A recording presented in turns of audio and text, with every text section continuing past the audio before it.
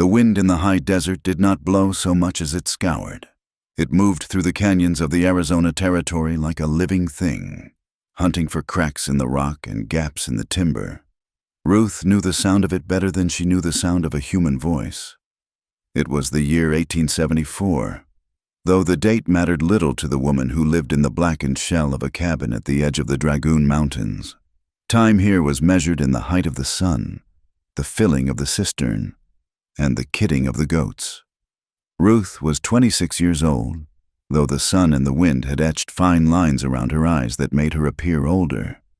She sat on the porch of what had once been a proper homestead, her hands working a piece of leather with an awl. The cabin behind her was half gone, a testament to a violence that had visited long ago. The west wall was nothing but charred logs and stone chimney, open to the sky, while the east room remained intact, a fortress of pine and adobe where she slept and stored her meager provisions. She paused in her work, lifting her head to scan the horizon. A hawk circled in the expansive blue, a speck of death waiting to drop. Down near the creek bed, her 3 goats grazed on the scrub oak and mesquite. The black doe, heavy with milk, bleated softly. Ruth did not call back. She had learned that silence was the best armor in this country. To make a sound was to announce one's presence, and to announce one's presence was to invite the end. Her survival was a puzzle to the few souls who knew she existed. A white woman alone in Apache country was supposed to be dead or taken, but Ruth was neither. She was a ghost in her own life, surviving on the knowledge her mother had whispered to her in the garden before the world ended. She knew which cactus bore fruit that would sweeten the blood, and which roots could stop a fever. She knew how to trap rabbits and how to slit their throats without hesitation.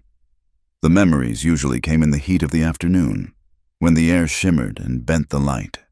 They were not linear stories, but flashes of sensation. She remembered the smell of baking bread turning into the stench of burning hair. She remembered the heavy, thudding vibration of horses' hooves shaking the earth. She was 12 years old again, small and knobby-kneed, shoved into the crawl space beneath the floorboards by a father whose face was pale with a terror she had never seen before. "Stay quiet, Ruthie. Don't you make a sound." She had stayed quiet. She had lain in the dark, dusty earth, pressed against the cold stones of the foundation, while the boots thundered above her. She heard the screaming. That was the memory that made her hands shake even now, 14 years later. It was not the gunshots that haunted her, for gunshots were quick. It was the silence that followed.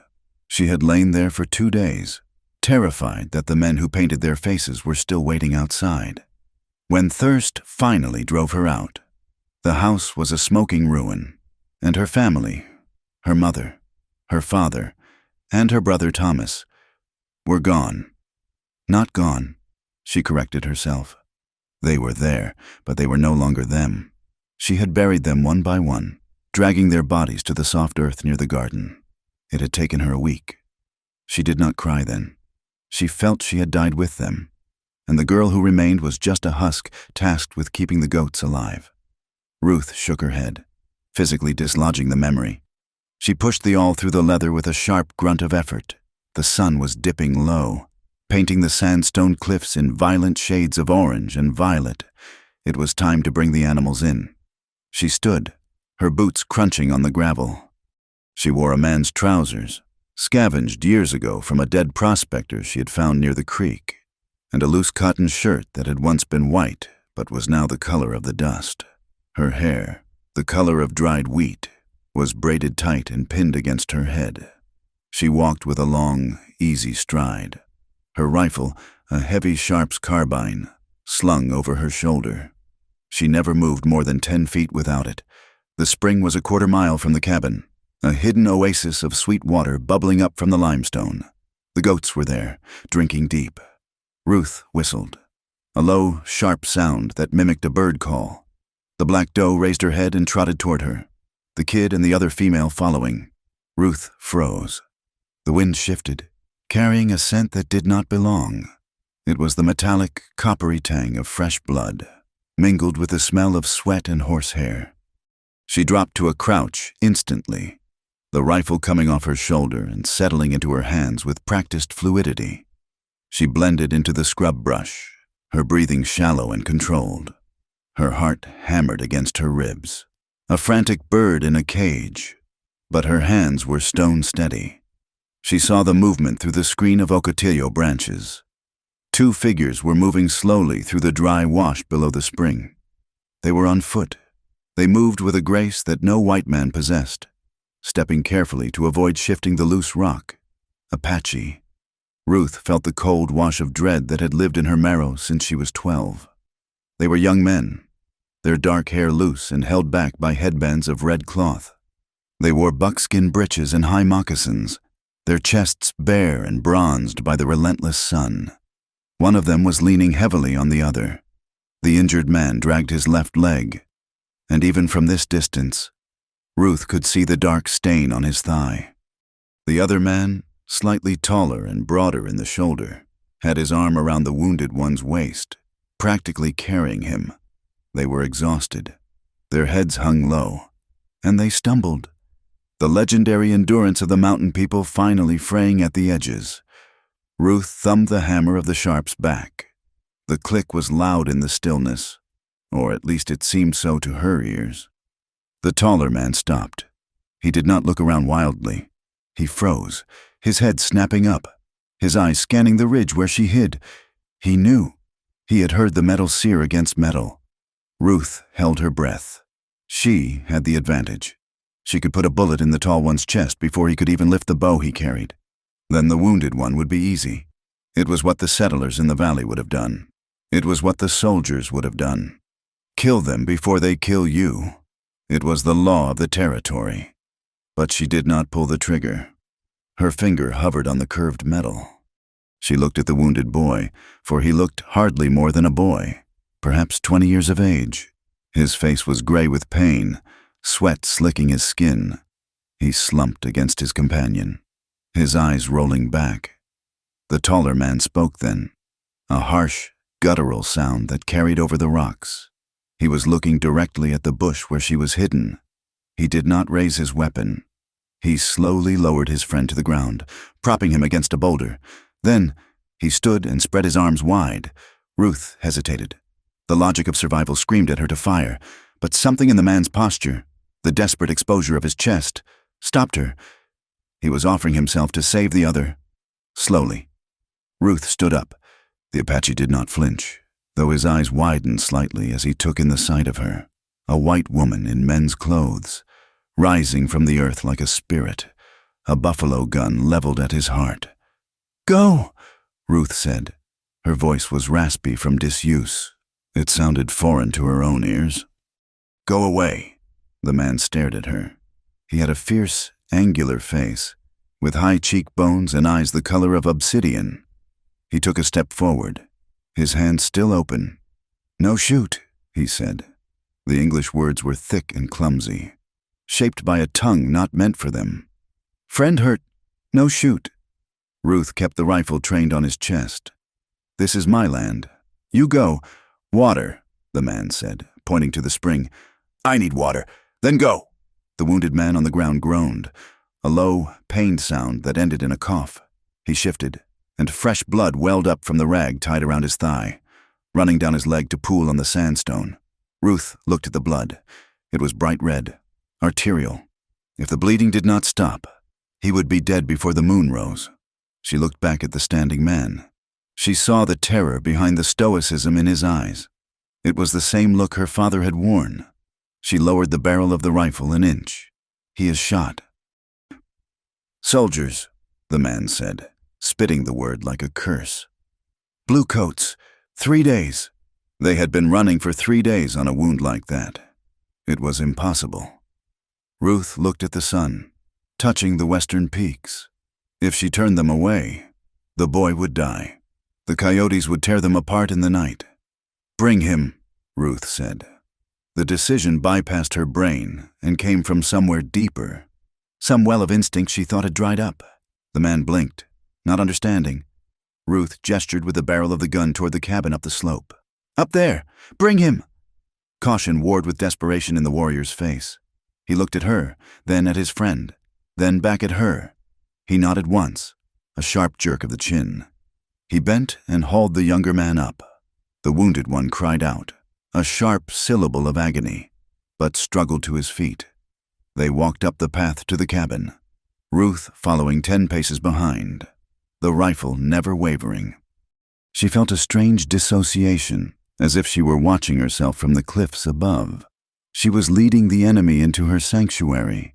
She was inviting the wolf into the fold.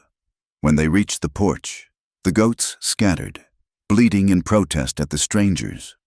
The taller man lowered his friend onto the wooden planks of the porch. The wounded man's breathing was shallow and rapid, his skin burning to the touch. "Inside," Ruth commanded. She pushed open the heavy door. The interior of the cabin was dim and cool. It smelled of dried sage, wood smoke, and goat cheese. A single room, sparse and clean. A narrow bed in the corner, a hearth, a table, and shelves lined with jars. They laid the injured man on the rug before the cold hearth. Ruth lit a kerosene lamp, the yellow light flickering over the scene. Now she could see them clearly. The one who spoke English, Taza, she would learn his name, watched her like a hawk watching a snake.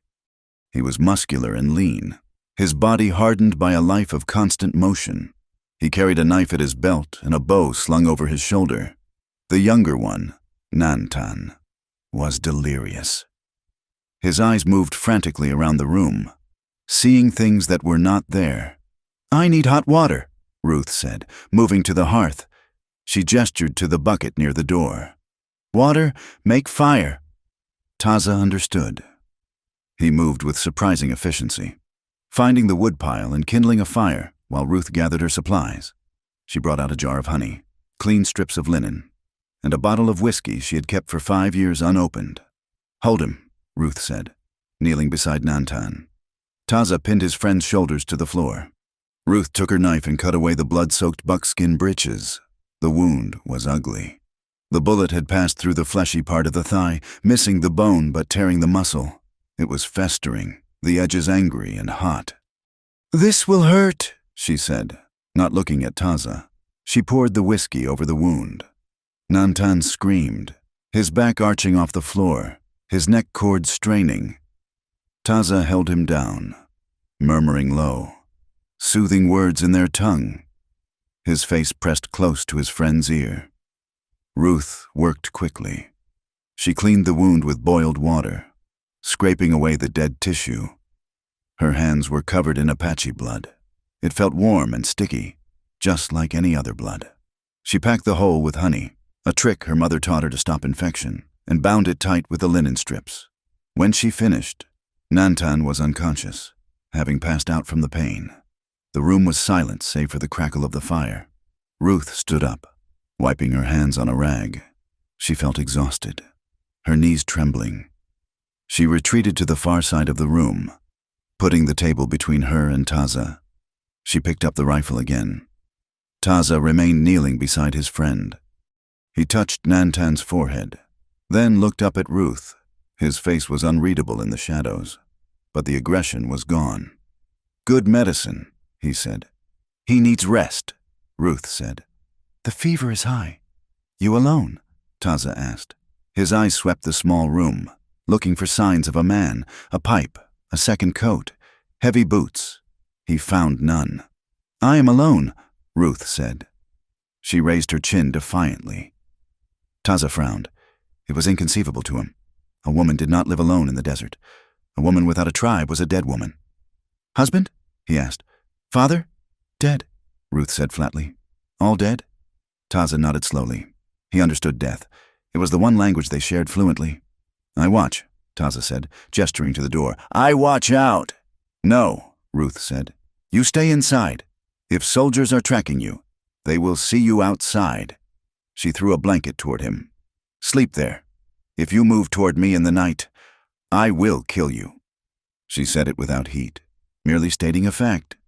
Taza looked at the rifle in her hands, then at her eyes. He saw that she meant it. He nodded respectfully. "I sleep," he said. Ruth backed toward her bed in the corner. She did not undress. She sat on the edge of the mattress, the sharps across her lap. her back against the wall. She blew out the lamp, plunging the room into darkness broken only by the dying embers of the hearth. The night stretched out, an eternity of minutes. Outside, the wind howled around the eaves, rattling the loose boards. Inside, the breathing of the two men filled the space. Nantan's breathing was ragged and wet. Taza's was slow and deep, though Ruth suspected he was not truly asleep. She heard them whispering once, in the deepest part of the night. Taza's voice was a low rumble. Nantan's a weak murmur. The language was fluid, full of glottal stops and soft vowels. It sounded like water flowing over stones. To Ruth, it had always been the sound of terror, the sound she'd heard before the screaming started. But tonight, in the quiet of the cabin, it sounded simply human. It was the sound of comfort. She drifted into a light, fractured doze. The dreams came instantly. She was back under the floorboards. The dust choked her. She saw the boots, moccasins this time, stopping right beside her face. She tried to scream, but her mouth was full of earth. She clawed at the ground, but it was stone. She woke with a gasp, her heart hammering. Her finger tightened on the trigger guard. The room was gray with the first light of dawn. The fire had burned down to white ash. Taza was sitting up, his back against the log wall, watching her. He had not moved toward her, but he was awake. "Bad dream," he stated. It was not a question. Ruth did not answer. She stood up, her muscles stiff. She felt raw, her nerves exposed. She needed to move, to work. She checked Nantan. He was tossing his head, his skin flushed with heat. The fever had set in hard. He needed nourishment if he was to fight the infection. "Fire," Ruth said, pointing to the hearth. "Build it up." Taza obeyed, adding logs to the embers. Ruth took a metal pail and went out the back door. The morning air was crisp and cold, biting at her cheeks. She inhaled deeply, trying to clear the smell of the men from her nose. The goats were waiting in their pen. She sat on the milking stool, pressing her forehead against the warm flank of the black dough. The rhythmic sound of the milk hitting the pail was soothing. Ping, ping, hiss. It was the sound of life continuing. When the pail was half full, she returned to the cabin. Taza watched her come in. He looked hungry, his cheekbones sharp, but he did not ask for food. Ruth poured the fresh, warm milk into a tin cup. She took a small pot, crumbled some dried jerky and cornmeal into it, and set it on the fire to boil into a gruel. She knelt beside Nantan. "Lift his head," she told Taza. Taza supported his friend's neck. Ruth held the cup to Nantan's lips. "Drink," she ordered. Nantan groaned, his eyes fluttering open. They were dark and glassy. He looked at Ruth, confused, then at the white liquid. He took a sip, then another, drinking greedily. The warm milk seemed to settle him. He slumped back against Taza's chest, exhausted. Ruth stood and handed the rest of the milk to Taza. He took the cup with both hands, looking at the liquid as if it were gold dust. He drank it in one long swallow, wiping his mouth with the back of his hand. Ruth stirred the gruel on the fire, keeping her back to them. She felt their eyes on her. She ladled the corn mush into 2 wooden bowls and set them on the floor near the men. She took a piece of hardtack for herself and retreated to her corner. Taza ate slowly, savoring the food. When he was finished, he set the bowl down. Nantan was awake now, more lucid than before. He looked at Ruth, his gaze traveling over the strange, masculine clothes, the rifle, the solitary life she had built in the ruins of the white man's house. He spoke to Taza rapidly in Apache. Taza listened, a small smile touching the corners of his mouth, not a mocking smile, but one of genuine perplexity. Taza turned to Ruth. He asked, "You lived alone?" Ruth looked at the young man. He was staring at her with a mixture of fear and fascination. "Yes," she said. She did not explain. She did not tell them about the years of silence, the nights spent talking to the goats, the way she had forgotten the sound of her own laugh. Nantan whispered something else, his eyes widening slightly as he looked at the empty milk pail by the door. Taza chuckled, a low, dry sound. He looked at Ruth, his dark eyes dancing with a hint of incredulity. "And you give milk?" The question hung in the air. It was innocent, born of a culture where gender roles were absolute, where a woman alone was an impossibility, and a woman who provided sustenance from the earth was a mystery. But there was an undercurrent of awe in it, as if she were some spirit creature, self-sustaining and complete. Ruth stared at them. She thought of the black dough, of the cycle of life she tended to, of the milk that kept them alive. She felt a strange flush rise in her neck, not of shame, but of something else. Acknowledgement. She did not answer. She simply picked up her rifle and turned to face the door, watching the sunrise bleed over the mountains, while the two Apache hunters watched her back, wondering what kind of woman could survive the burning of the world and still have something left to give. The fever did not break with the rising sun. It held on to Nantan like a mountain lion with its jaws clamped around the throat of a calf. For 3 days, the small cabin smelled of sickness, the acrid scent of sweat, the metallic tang of blood, and the sweet, cloying odor of the honey Ruth packed into the wound. The air inside the single room grew heavy and close, pressing against the walls until Ruth felt she might suffocate from the sheer weight of human presence. She had lived in silence for so long that the sound of breathing, Nantan's ragged gasps, Taza's slow, rhythmic inhalations felt like a physical intrusion. She moved around them like a wary cat, keeping the table or the hearth between herself and the men whenever possible. The wound on Nantan's thigh had turned angry, the flesh swelling tight against the stitches Ruth had placed. She had to cut them and drain the infection, a gruesome task that required Taza to hold the boy down while he thrashed in delirium. "Hold him steady," Ruth commanded, her voice tight. She held a knife she had heated in the fire until the blade glowed dull red. Taza did not flinch. He leaned his weight across Nantan's chest, pinning his friend's arms with hands that were scarred and capable. He looked up at Ruth, his eyes dark pools reflecting the firelight. There was no judgment in them, only a grim acceptance of pain as a necessary price for life. When the metal touched the flesh, Nantan screamed, a sound that tore through the quiet of the canyon and echoed off the stone walls outside. Ruth's hand did not shake. Though her stomach churned, she did what was needed. It was the only law she followed now, afterward, when Nantan had lapsed back into a fitful sleep. Taza sat back on his heels. He was sweating, his chest heaving slightly. He looked at Ruth, wiping his hands on his buckskin trousers.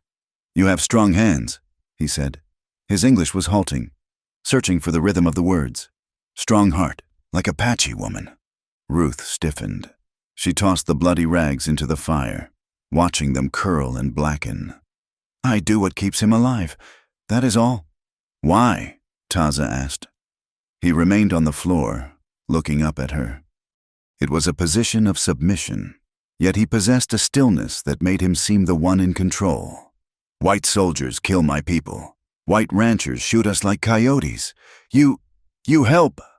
Ruth turned away, scrubbing her hands in a basin of water until her skin was raw. "I am not a soldier. I am not a rancher." "You are white," Taza insisted gently.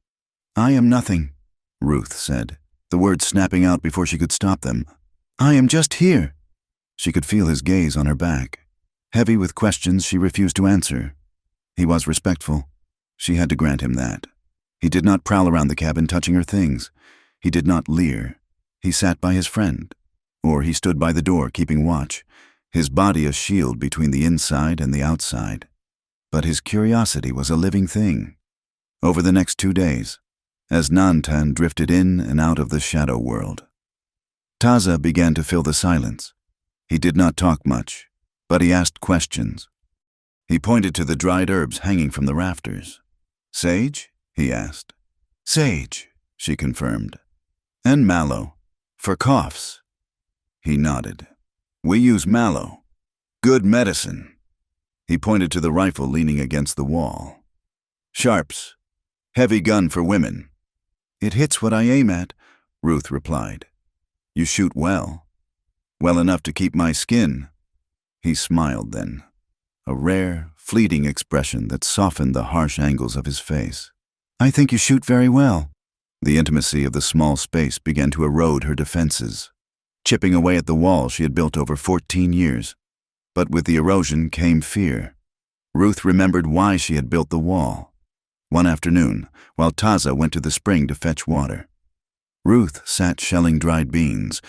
The rhythmic click of the beans hitting the wooden bowl lulled her, and her mind slipped backward, dragged down by the undertow of memory. She was 16 again. It was 4 years after the massacre. 4 years after she had crawled out from under the floorboards. She had been found wandering the scrub by a circuit preacher named Elias and taken to the settlement of Benson. They had passed her to a family, the Hendersons, who ran a dry goods store and possessed a piety that was as dry and brittle as the dust in the street. "You are safe now, child," Mrs.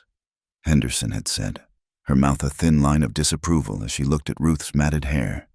"We will wash the heathen out of you." They had scrubbed her with lye soap until she bled.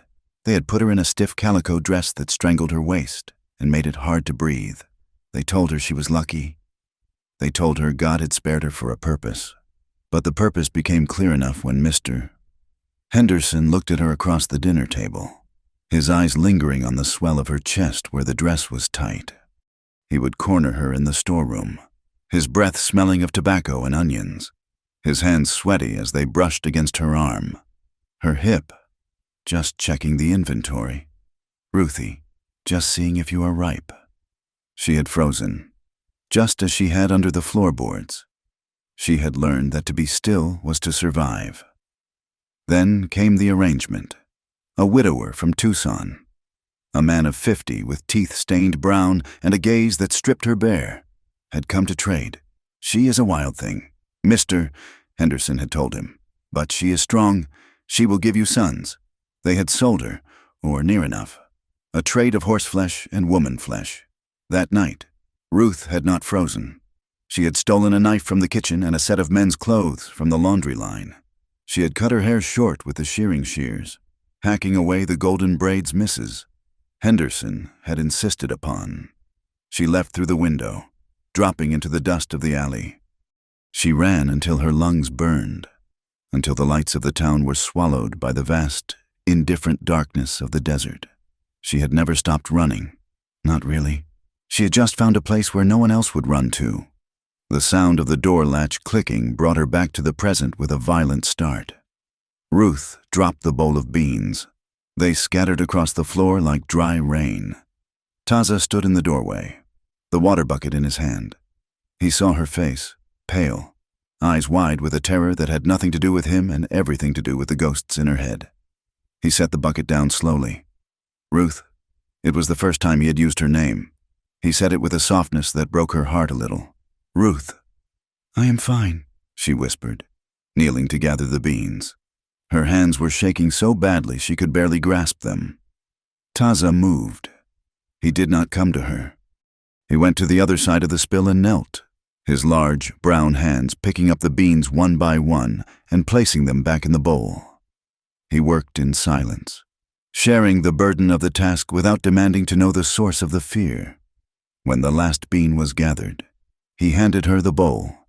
Their fingers brushed, rough skin against rough skin. "The past," Taza said quietly, "is a heavy stone. You carry it alone too long." Ruth looked at him, at the depth of understanding in his eyes. He knew. He did not know the details, but he knew the weight. "I carry what I must," she said, her voice trembling. "You are strong," Taza said, "but even the mountain needs the earth to hold it." He stood and went back to Nantan, leaving her holding the bowl, her chest aching with a sudden, fierce desire to weep. She swallowed it down. Tears were water.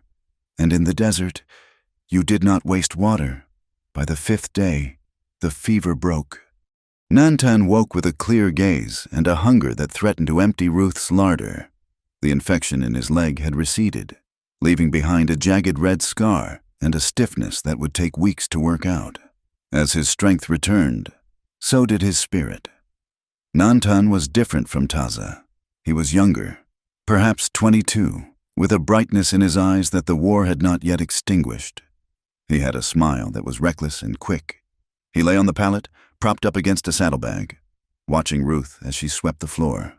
"You move like a deer," Nantan said, his voice raspy but light.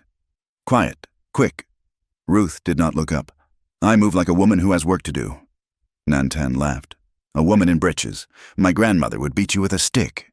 "Your grandmother is not here," Ruth said. "And these breeches keep the briars out. They hide your legs," Nantan complained good-naturedly. "A waste, Taza. Tell her it is a waste." Taza, who was sharpening his knife by the fire, did not look up. "Be silent. Nantan, your tongue is loose from the fever." "My tongue is fine." Nantan grinned. He looked at Ruth, his eyes dancing. "You have a name, White Deer, or do I just call you that?" "My name is Ruth," she said, leaning the broom against the wall. "Ruth." Nantan tested the sound.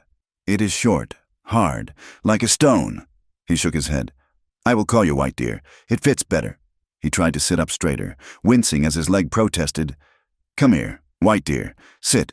Tell me why you live in a burnt house. Did you burn it?" "No," Ruth said. She felt a spike of anxiety. Nantan's flirtation was harmless on the surface, but it was a man's attention, direct and demanding. It made her skin crawl with the memory of the widower's gaze. She took a step back, her hand drifting toward the knife on her belt. Taza saw the movement. He stopped sharpening his blade. The scraping sound ceased abruptly. "Nantan," Taza said. His voice was low, a rumble of thunder in a canyon. "Enough." Nantan looked at his friend, surprised by the sharpness of the tone. "I only ask—" "She is not a camp girl," Taza said, his eyes locking onto the younger man's. "She is the woman of this house. She saved your life.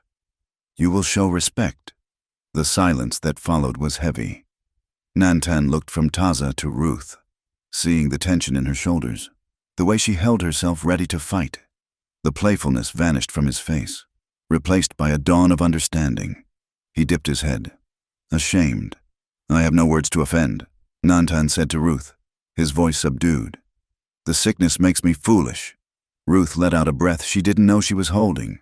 She looked at Taza. He was not looking at her. He was back to his knife, the rhythmic shh of the stone against steel resuming. But she knew what he had done. He had drawn a line in the dust for her. That evening, the air in the cabin felt different. The threat had receded, replaced by a tentative truce. Ruth sat at the table mending a tear in her shirt. Taza sat opposite her, working on a piece of leather for Nantan's stirrup. "The goats," Taza said suddenly. "They are good stock, Spanish blood." Ruth looked up, surprised. "Yes, my mother. She brought the first pair from Texas, before—" "You keep them alive alone," Taza said. "Cougars, coyotes, it is hard." "I have a dog," Ruth said. "Or I did. A wolf took him 2 winters ago. Now I use the gun and traps." "You weave your hair?" Taza asked, pointing to the rough blanket on her bed. "Yes, I spin it. It is warm." "My mother weaves," Taza said. "She makes baskets, tight enough to hold water. She sings when she weaves." "Do you sing?" "No," Ruth said. "I have nothing to sing about." "Everything that lives has a song," Taza said simply. "Even the rocks. You just forgot yours." He looked at her then, his obsidian eyes catching the firelight. "The garden outside, corn, squash, beans, the 3 sisters. We plant them too." "The earth here is hard," Ruth said, finding herself wanting to explain, to share the struggle of her existence. "You have to fight it for every green thing. I carry water from the spring bucket by bucket. My shoulders ache every night." "But it grows," Taza said. "Because you stay. You do not run. Settlers. They come. They dig for gold. They cut the trees. They leave. You stay." "I have nowhere else to go," she said. "You are here." Taza said, "That is something." A sudden crash of thunder shook the cabin, vibrating through the floorboards and rattling the tin cups on the shelf. It was the beginning of the monsoon, the violent summer storms that rolled in from the Gulf of California. Ruth jumped. a sharp cry escaping her throat. The sound was so like the first cannon blast of a raid. She dropped her needle and instinctively recoiled, backing into the shadows. Another crack, deafening and immediate, split the sky right above them. The flash of lightning illuminated the room in stark, ghostly white. Ruth flinched, her hands coming up to cover her head, her body curling inward. It was a reaction born of trauma, a physical memory of hiding while the world exploded. Taza was there before the thunder stopped rolling. He did not think, he moved. He crossed the space between them and grasped her shoulders. "Ruth," he said firmly. "It is the sky. Only the sky." She was trembling violently. He pulled her against him, wrapping his arms around her shoulders, holding her tight to stop the shaking. He smelled of wood smoke, leather, and rain. His chest was a solid wall of warmth against her cheek. For a moment, she fought it. Her muscles went rigid, her breath hitching in panic.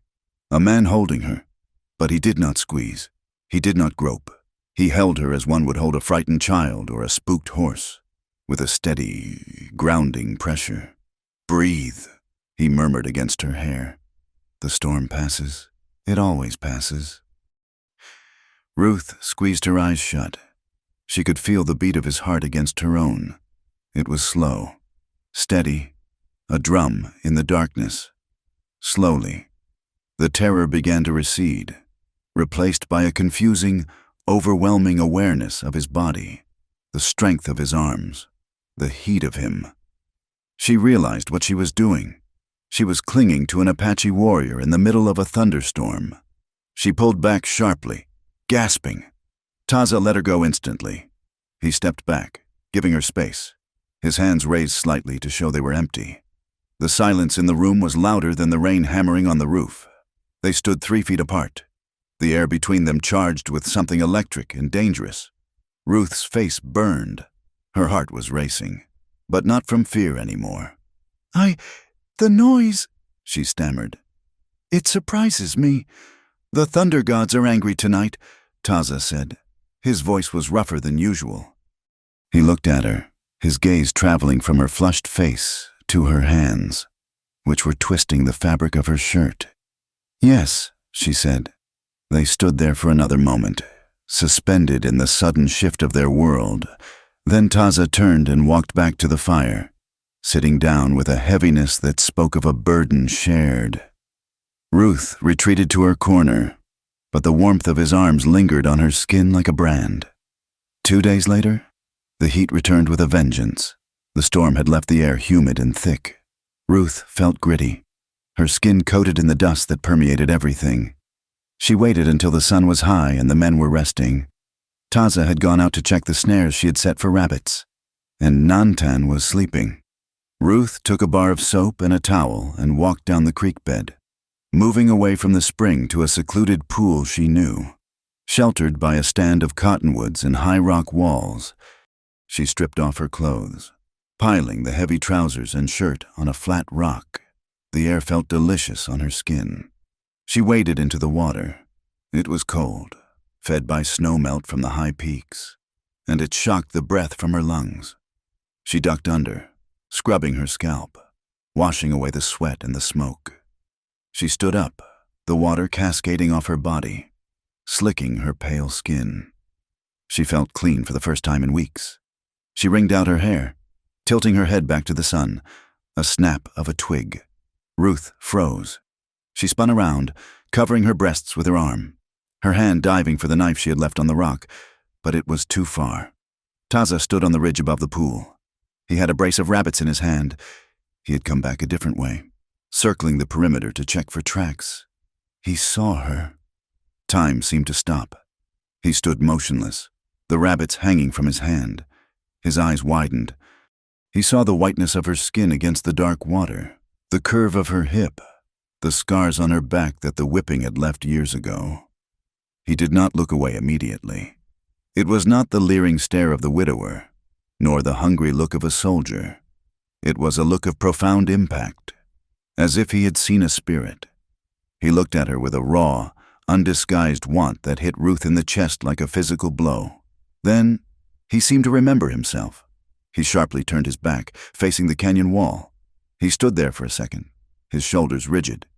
"I did not know," he said. His voice carried over the water, strained and tight. "I go."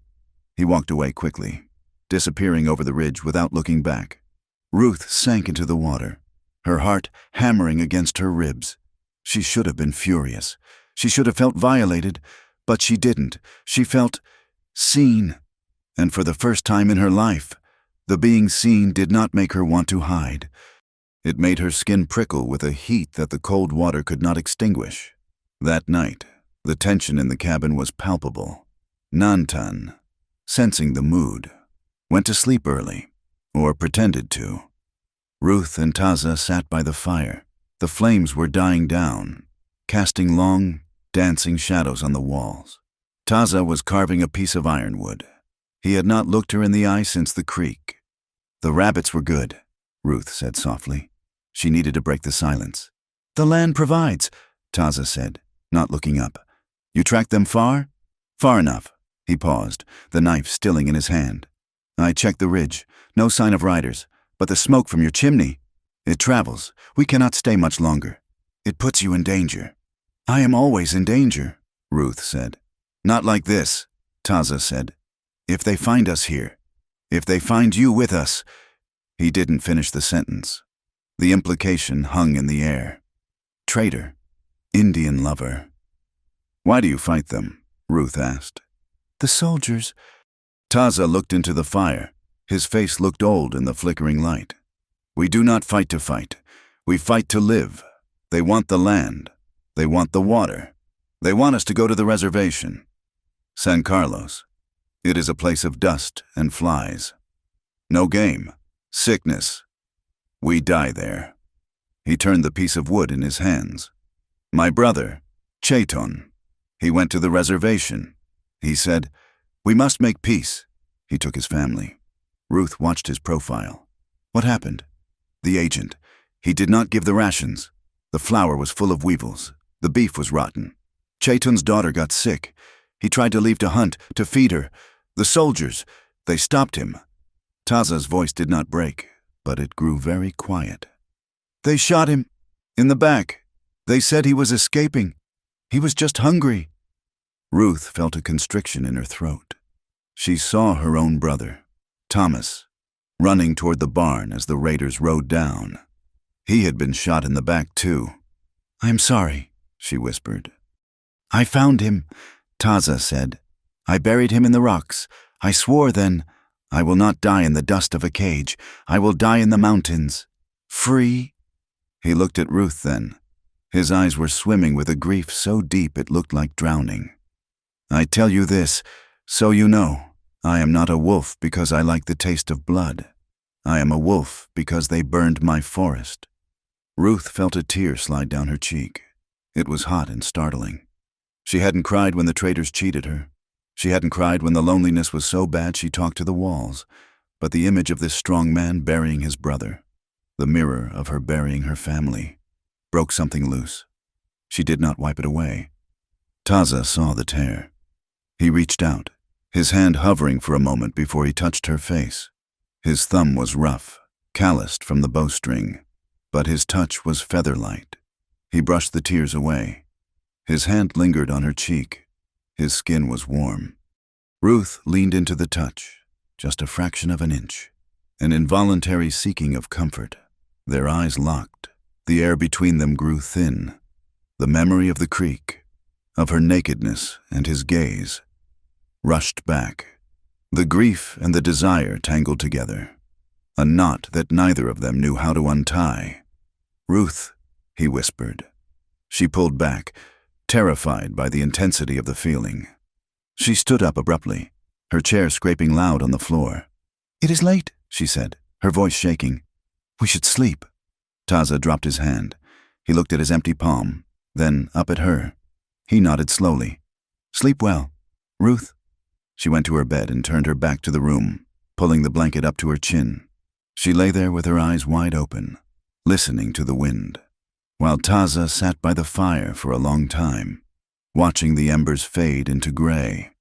The distance between her bed and the hearth was only 10 feet. but it felt like the edge of a cliff, and she was terrified she was about to jump.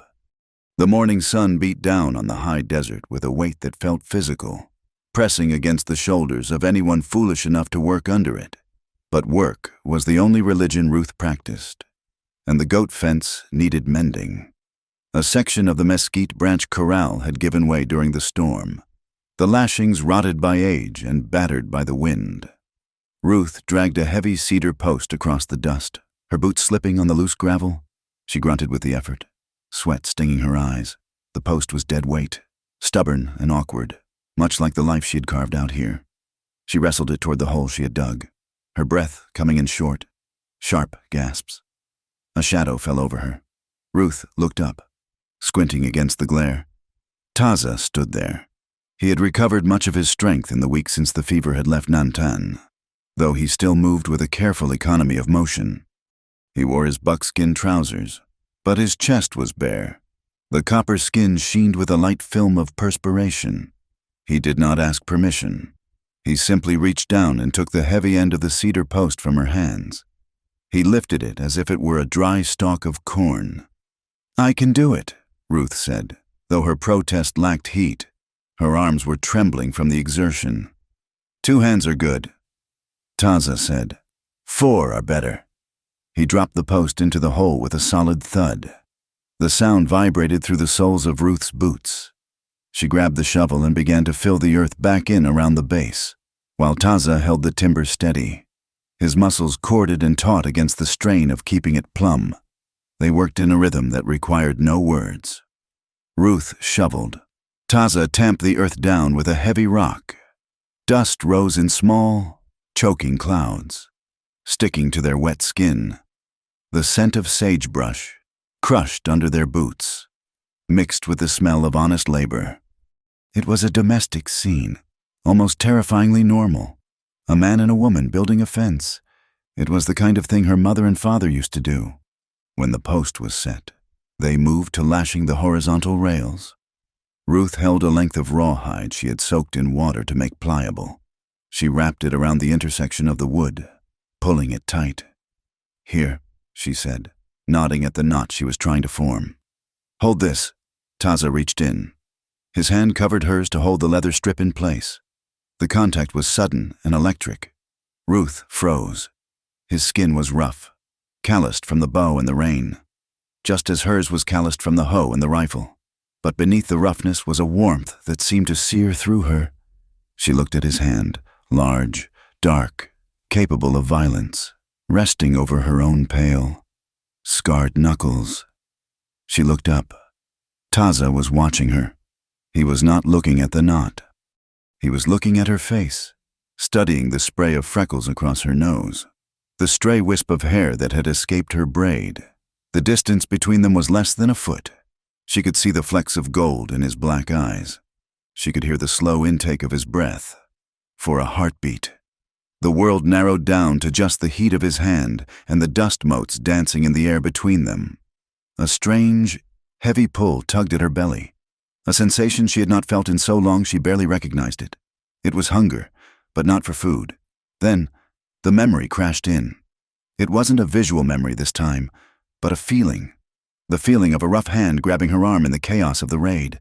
The feeling of being small and helpless, while men with dark skin and painted faces destroyed her universe. The guilt rushed up her throat like bile. "How can you?" the voice in her head screamed. "How can you look at him and feel this? He is one of them." Ruth yanked her hand away as if the rawhide had turned into a rattlesnake. She stumbled back, tripping over a rock and nearly falling. "No," she whispered, the word strangled. Taza did not move. He stood by the fence, his hand still raised where hers had been. He saw the shift in her eyes, the softness replaced by a sudden, glassy panic. He saw the way she looked at him now, not as Taza, but as the enemy, as a nightmare. He lowered his hand slowly. The silence stretched, painful and thin. Ruth turned away, wrapping her arms around herself. She felt sick. She felt like a traitor to the ghosts buried in the garden. I have to check the water," she stammered, needing to be anywhere else. "Ruth," Taza said. His voice was low, arresting her movement. She stopped but did not turn. "The men who came before," Taza said, choosing his words with agonizing care. "The ones who burned, they took everything." Ruth squeezed her eyes shut. "Yes, I am Apache," Taza said. He did not apologize for it. He simply stated it as a truth, as immutable as the mountains. "But I am Taza. My hand does not hold their torch." He waited, letting the words sink into the dry air.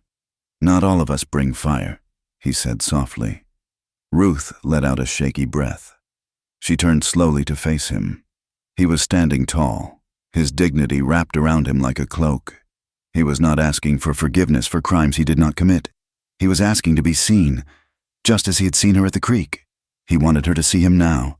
Not a monster, not a memory, just a man holding a fence post. "I know," Ruth said, her voice barely audible, and she realized, with a jolt of terror, that she did know. That was the problem. It would be easier if he were a monster. It was infinitely harder because he was a man. She picked up the shovel, her hands gripping the wood so hard her knuckles turned white. "We should finish. The sun is getting high." They finished the work in silence. But the air between them had changed. It was no longer just the tension of strangers. It was the tension of something unspoken that had begun to take root, fragile and terrifying, in the rocky soil of their shared existence. By midday, the heat drove them inside. The cabin was cool and dim. Nantan was sitting up on his pallet, whittling a piece of ash wood. He looked better, his color returning, the fever flush gone. He had been watching them through the open door, his dark eyes sharp and observant. Ruth went to the water bucket and drank deeply from the ladle, the cool liquid soothing her parched throat. Taza wiped his face with a rag and sat near the hearth to rewrap the leather around his moccasin. Nantan looked from Taza to Ruth, a small, knowing smile playing on his lips. "The fence stands straight," Nantan observed. "Good work." "It will hold," Ruth said shortly, moving to check the stew she had left simmering. Nantan carved a curl of wood from the stick. "Taza has always been good at building things. Lodges, traps." He paused, his eyes twinkling mischievously. "But he usually builds alone. It is strange to see him work with help." Taza ignored him, concentrating on his moccasin. "Perhaps," Nantan continued, his voice dropping to a conspiratorial whisper that carried easily across the small room, "he likes the help more than the work." Ruth stiffened, the spoon pausing in the pot. Taza looked up, shooting a warning glare at his friend. "Your leg heals. Nantan, your mouth runs too fast." Nantan chuckled, unbothered. He looked at Ruth. "We have a saying. When a man stands too close to the fire, he does not feel the heat until he is burned. But Taza, I think he is falling into the fire and calling it cool water." Ruth felt the flush rise in her cheeks. "I am not a fire," she said, keeping her back to them. "I am just a woman trying to keep her goats in. And Taza is just a man fixing a fence." Nantan laughed softly. "Yes, we will say that." The banter was light, but it stripped away the pretense. Nantan saw it. He saw the way Taza tracked her movement across the room. He saw the way Ruth avoided looking at Taza directly. He was naming the thing they were terrified to name. Before Taza could respond, a sound cut through the afternoon quiet. It was faint at first, then growing distinct. The crunch of iron-rimmed wheels on stone, the jingle of harness-traced chains, the snort of a horse. Ruth went rigid. The ladle clattered back into the bucket. Taza was on his feet instantly. The moccasin forgotten. He moved to the window, peering through the crack in the shutter. "Wagon," he whispered. 3 men. White. Ruth's heart hammered against her ribs. Traitors, or worse. The law. It had been months since anyone had come up this track. Why now? "The cellar," she hissed. She moved to the center of the room, kicking aside the woven rug that covered the trap door. She pulled the iron ring, heaving the heavy wooden door open. A waft of cold, damp air rose up, smelling of potatoes and earth. "Get in," she ordered. Nantan struggled to stand. Grabbing his rifle, Taza was beside him in a second, helping him up. "They will see the signs," Taza said urgently. "2 bowls. The work on the fence. I will handle it," Ruth said, her voice pitching up with panic. "Go, now." Taza hesitated. He looked at her, his eyes searching her face. He did not want to leave her alone with 3 men. The protective instinct flared hot in his gaze. "Go!" Ruth pushed him toward the hole. Nantan went down the ladder first, groaning as his leg bent. Taza followed, taking their weapons with him. He paused with his head just above the floor level. "If they touch you," Taza whispered, his face grim. "I come up, no matter what." "Just stay quiet," Ruth pleaded. She slammed the trapdoor shut and kicked the rug back over it. She grabbed the second bowl from the floor, the one Taza had eaten from earlier, and threw it into the wash basin, piling a dirty rag on top of it. She smoothed her hair, wiped her sweaty palms on her trousers, and grabbed her Sharp's rifle. She stepped out onto the porch just as the wagon pulled into the yard. It was a buckboard, dusted with the white alkali of the flats. 3 men sat on the bench. Ruth recognized the driver, a man named Silas, a trader who ran a route from Tucson to the mining camps in the north. He was a heavy man with a beard stained by tobacco juice and eyes that were too small for his face. The other 2 were strangers, hard-looking men with dusters and Winchesters resting across their knees. Silas pulled on the reins. "Whoa, there!" The horses blew out air, stomping their hooves. Silas looked down at Ruth, his gaze sweeping over the ruined cabin, the goats, and finally resting on the rifle in her hands. "Afternoon, Miss Ruth," Silas said. His voice was oily, feigning a friendliness that didn't reach his eyes. "Ain't seen you in a season." "I didn't need anything," Ruth said, keeping the rifle leveled at the ground but ready. She stayed near the door, blocking the view inside. "Well, we were passing through," Silas said. "Thought we'd see if you had hides to trade, or maybe some of that cheese." "I have a few hides," Ruth said. "No cheese. They are dry." It was a lie, but she wanted them gone. One of the men next to Silas leaned forward. He had a scar running through his eyebrow. He sniffed the air. "Smell smoke. Silas. Cooking fire." "Just eating dinner," Ruth said. "Dinner for one?" the scarred man asked. He looked around the yard. Saw some fresh dirt on that fence line. Looks like 2 sets of prints. Ruth's stomach clenched. She kept her face like a stone. "I work hard. I move around." Silas chuckled, but it was a dry sound. "Now, boys, don't pester the lady. Miss Ruth here.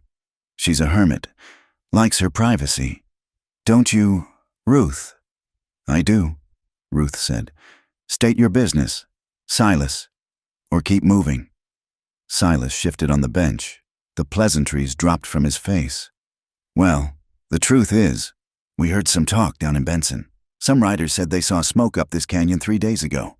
Said it looked like signal smoke or a camp." "I burn trash," Ruth said. "Yeah, well," Silas spat a stream of tobacco juice into the dust. "There's been trouble. Apaches. A raiding party hit a ranch near the Dragoon Gap last week. Stole horses. Killed a man. Army says they headed this way." He looked at her intently. "Have you seen anything, Ruth? Any tracks? Any visitors?" Ruth felt the floorboards beneath her feet. Beneath them, in the dark, 2 men were holding their breath. 2 men who fit the description. 2 men who had eaten from her bowls and mended her fence.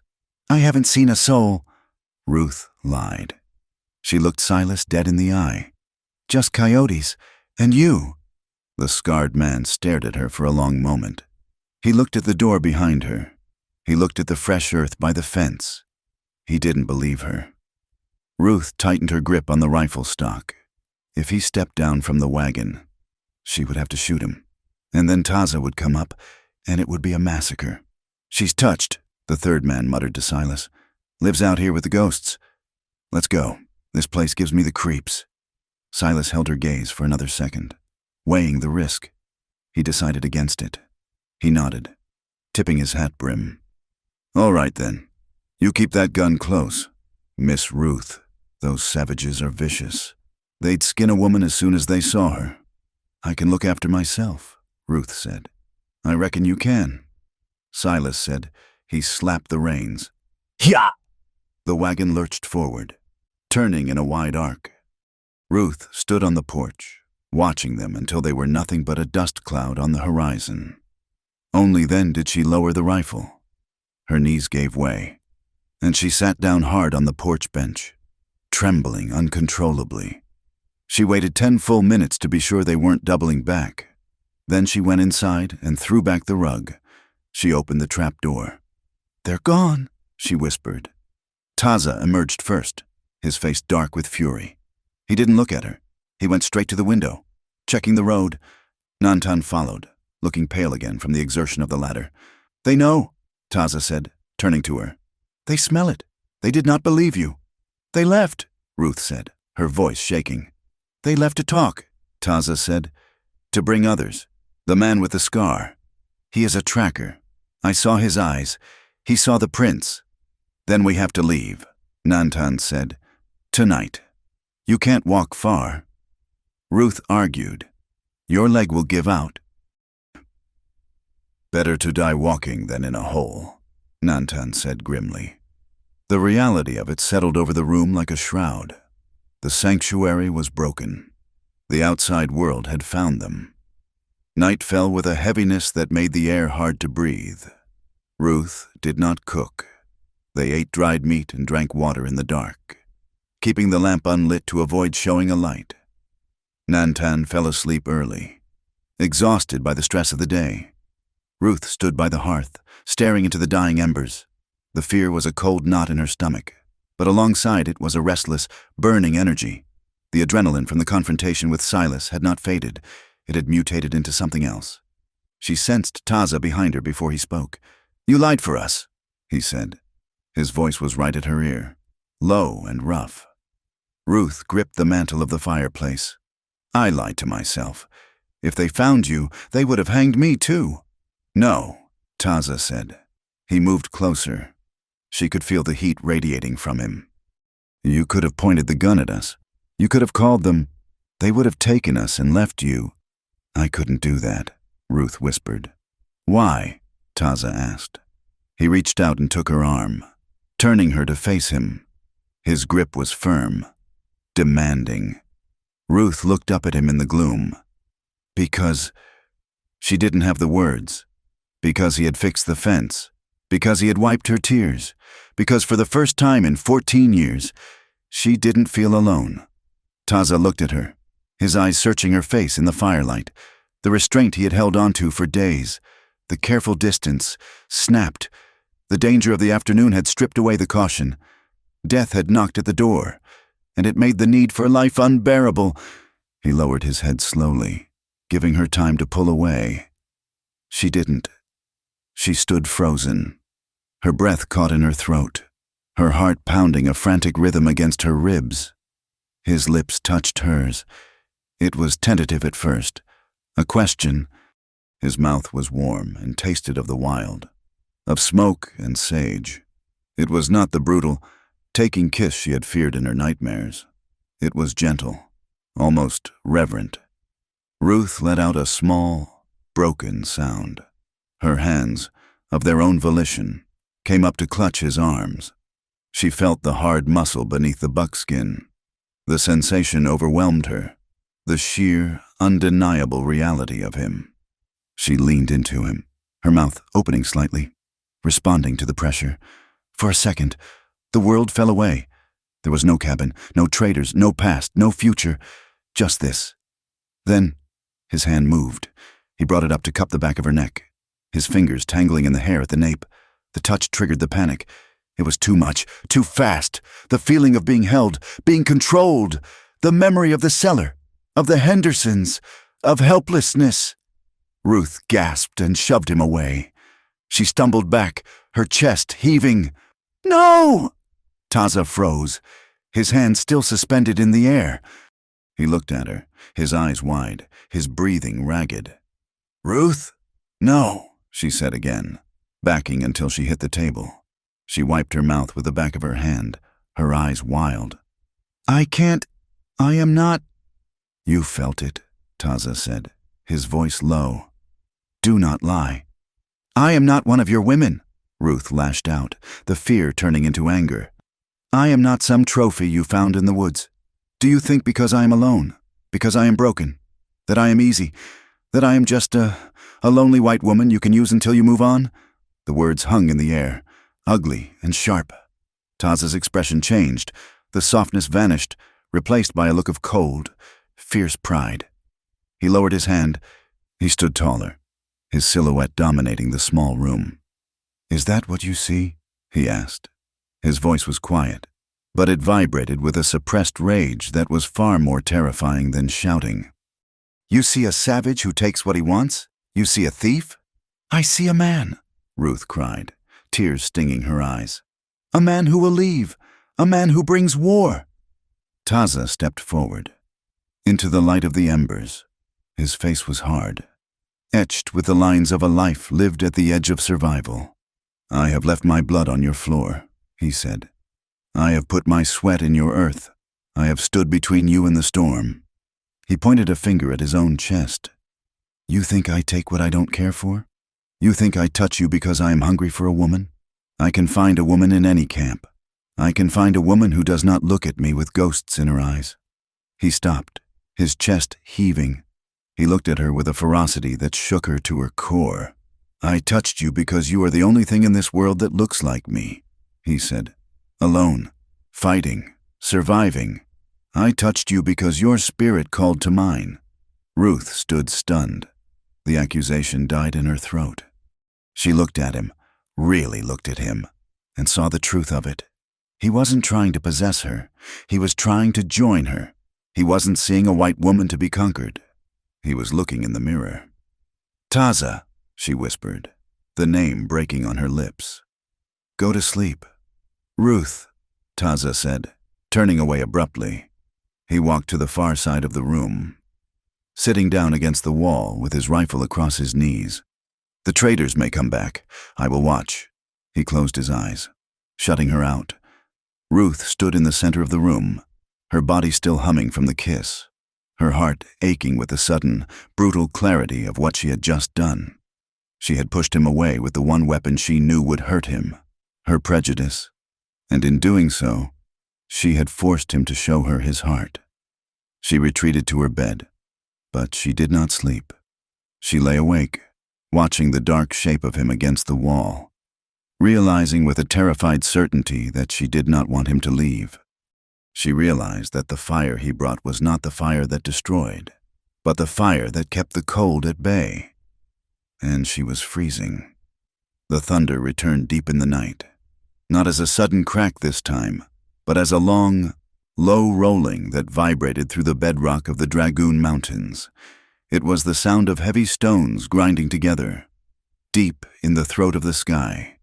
Ruth was asleep, but she was not resting. She was running, in the dream. The floorboards were pressing down on her chest, heavy oak planks that smelled of pine sap and boot polish. But it wasn't the floorboards. It was the earth. She was buried alive, above her. The muffled sounds of screaming had stopped, replaced by the rhythmic thud of a shovel packing dirt over her head. She tried to call out, to say she was still here, still breathing, but her mouth was full of grit. The darkness was absolute. It pressed against her eyes, heavy and cold. She clawed at the dirt, but her fingers hit roots that turned into fingers. Cold, dead fingers grabbing her wrists, pulling her down deeper into the dark.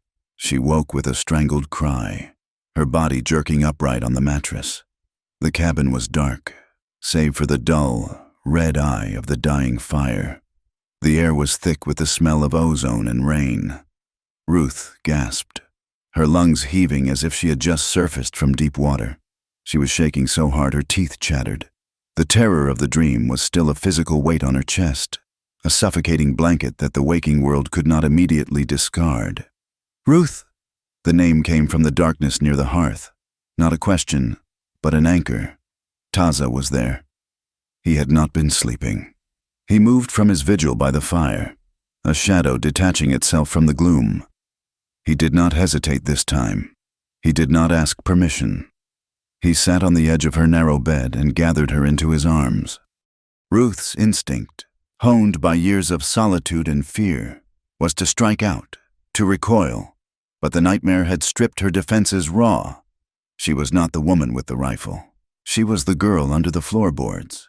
She collapsed against him, burying her face in the hollow of his shoulder, her hands clutching the rough buckskin of his shirt. He held her. He did not stroke her hair or whisper empty comforts. He simply held her with a solid, immovable pressure, his arms locking around her shivering frame like bands of ironwood. He was a physical reality in a world of ghosts. He smelled of wood smoke and rain-dampened leather, a scent that was present and alive. "I can't breathe," she choked out, the tears coming now, hot and fast. "The dirt, it's in my mouth." "There is no dirt," Taza said, his voice a rumble against her ear. "Only air. Breathe." She sobbed, a harsh, jagged sound that hurt her throat. She cried for the family she had buried. She cried for the girl who had died with them. She cried for the years of silence, for the terrible, crushing weight of being the one who survived. And she cried for the shame of the evening before, for the way she had lashed out at the only human being who had offered her tenderness without a price. Taza absorbed it all. He sat like a stone in a river, letting the current of her grief break over him. He shifted slightly, pulling the wool blanket up around her shoulders, tucking it close to keep the chill away. Gradually, the shaking subsided. The sobs turned into hiccups. Ruth pulled back slightly, wiping her face with her sleeve. She felt exhausted, hollowed out, but the panic had receded. She looked at him in the dim light. His face was close to hers, his features softened by the shadows. He was watching her with an intensity that made her breath catch again, but not from fear. "I am sorry," she whispered, "for what I said before." Taza shook his head slightly. "Words are like arrows.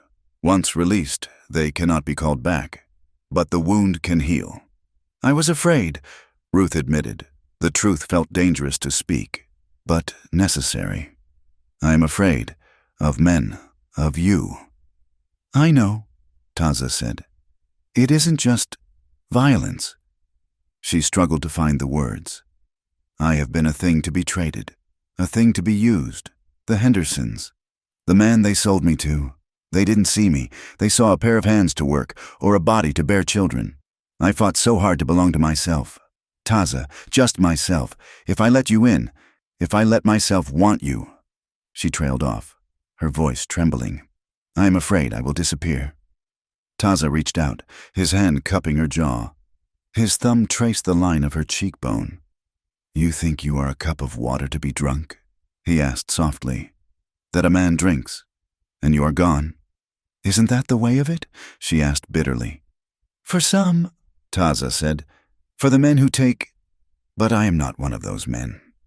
He leaned closer, his forehead resting against hers. "I have fear too. Ruth." She went still. "You?" "I fear the hate," he said, his voice barely audible over the rain drumming on the roof. "I walk into the towns, and I see it in their eyes. To them, I am not Taza. I am not a man who loves his brother, who knows the songs of the mountains. I am Apache. I am a wolf to be skinned. I have a disease that burns me out. I fear that one day the hate will be all there is, that I will forget who I am and become only the monster they see." He pulled back to look into her eyes. "But when I look at you, I do not feel hate. I feel the quiet. I feel the part of me that is still human." Ruth looked at him, and the last timber of her resistance splintered. He was not asking to own her. He was asking to be sheltered by her, just as he was sheltering her now. Two broken things, trying to make a whole. The air in the room shifted. The grief evaporated, replaced by a sudden, sharp awareness of their proximity. The heat of his body seemed to sear through her thin cotton shift.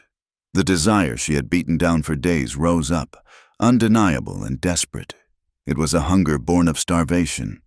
"Taza," she breathed. He didn't move, waiting for her. He would not cross the line again unless she pulled him over it. Ruth raised her hand. Her fingers trembled as she touched his chest, feeling the steady, heavy beat of his heart beneath the skin. She moved her hand up to his neck, tangling her fingers in his dark, coarse hair. "I don't want to be alone tonight," she whispered. "I don't want to be Ruth the survivor. I just want to be—" She didn't finish. She leaned forward and pressed her mouth to his. This time, she did not pull away. Taza made a low sound in his throat, a growl of relief and need. His arms tightened around her, pulling her flush against him. The kiss was not gentle like the first one. It was urgent. It tasted of salt and desperation. It was a collision. The storm outside unleashed a fresh torrent of rain, hammering against the walls, enclosing them in a world of noise and water. Inside, the silence of years shattered. Taza stood up, pulling her with him.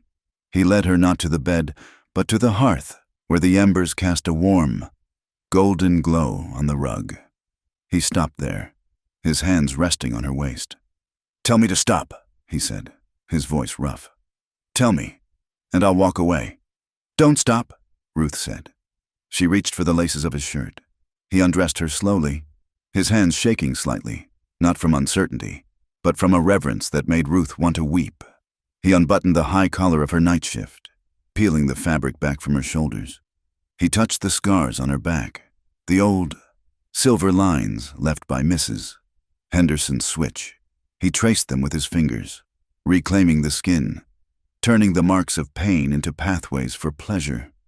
When she stood naked before him in the firelight, she felt a moment of instinctive shame, an urge to cover herself. But Taza looked at her with such profound, worshipful hunger that the shame burned away. "Beautiful," he whispered in his own tongue. "Zon." He shed his own clothes, revealing a body that was hard ridges and lean muscle, scarred by thorns and knives. He was beautiful and terrifying, a creature of the wild standing in her kitchen. They sank onto the rug. The wool was rough against her back, grounding her. When he moved over her, the weight of him was a comfort, a shield against the vast emptiness of the desert. Their lovemaking was not practiced or smooth. It was fierce and clumsy with urgency. It was a language they were learning as they spoke it. Ruth gasped as he entered her, a sharp pain followed by a fullness that seemed to stretch her very soul. She clung to him, her nails digging into his shoulders, anchoring herself to the earth. Taza moved with a rhythm that matched the storm, slow and deep, then driving and hard. He watched her face the entire time, refusing to let her hide, refusing to let her dissociate. He demanded she be there, in the moment, with him. And she was, for the first time in her life, she was wholly present. She was not a victim. She was not a ghost. She was a woman of flesh and blood, crying out in the darkness, "Alive, alive, alive." When the end came, it broke over her like a wave, shattering her into 1,000 pieces of light. She felt Taza shudder against her, a groan torn from his chest, and then he collapsed, his weight heavy and warm, burying his face in the curve of her neck. They lay there for a long time as the fire died down to ash. The storm outside began to pass, the thunder rolling away to the east, leaving behind a silence that was no longer empty, but filled with the sound of their joint breathing. Morning brought a light that was gray and diffuse, filtering through the shutters. The rain had stopped, leaving the world outside washed clean and smelling of wet creosote. Inside the cabin, the air was heavy with a different kind of tension. Ruth was at the stove, making coffee. She wore her trousers and shirt again, buttoned to the chin, but her hair was loose, hanging down her back in a way she never allowed. She felt raw, her skin sensitized, her body aching in places she hadn't known existed. Every time she moved, she felt the echo of Taza's touch. Taza sat at the table, checking the fletching on an arrow. He was quiet, his face impassive, but his eyes followed her every movement. There was a possessiveness in his gaze now, a quiet claim that Ruth found both terrifying and thrilling. The problem was Nantan. The younger man sat on his pallet, refusing to look at either of them. He knew. The atmosphere in the single room was thick with the musk of intimacy. It would be impossible not to know. He accepted the cup of coffee Ruth handed him without a word, his eyes fixed on the floor. He drank it quickly, his movements sharp and agitated. "The rain has stopped," Nantan said finally. His voice was flat. "The tracks will be washed away. It is a good day to move." Taza looked up from his arrow. "The mud is deep. The horses would struggle if we had them. Walking will be slow." "Staying is death," Nantan snapped. He looked at Taza, his young face twisted with a mix of anger and fear. "You know this. Taza, you forget the war because you find a warm bed. The soldiers do not forget." Ruth froze, the coffee pot in her hand. Taza set the arrow down. "I forget nothing. You forget who you are," Nantan accused, his voice rising. "You lie with her, with a white woman. Do you think the people will welcome this? Do you think her people will throw rice at your wedding? They will hang you from a cottonwood. Taza, and they will shoot her." "Nantan!" Taza's voice was a whip crack. "Be silent." "No." Nantan stood up, favoring his bad leg but standing his ground. "I have followed you. I have bled with you. But this is madness. She is the enemy." "She saved your life," Taza said, standing to face him. "She washed your blood. She fed you milk from her own hand. Is that the enemy?" Nantan looked at Ruth. For a moment, the anger wavered. He remembered the cool cloth on his forehead, the honey in his wound. But then he looked at the way Ruth looked at Taza. The softness, the vulnerability, and the fear returned. It was a violation of the natural order. "She is a trap," Nantan muttered. "A sweet trap. But the jaws are iron." He grabbed his rifle and limped toward the door.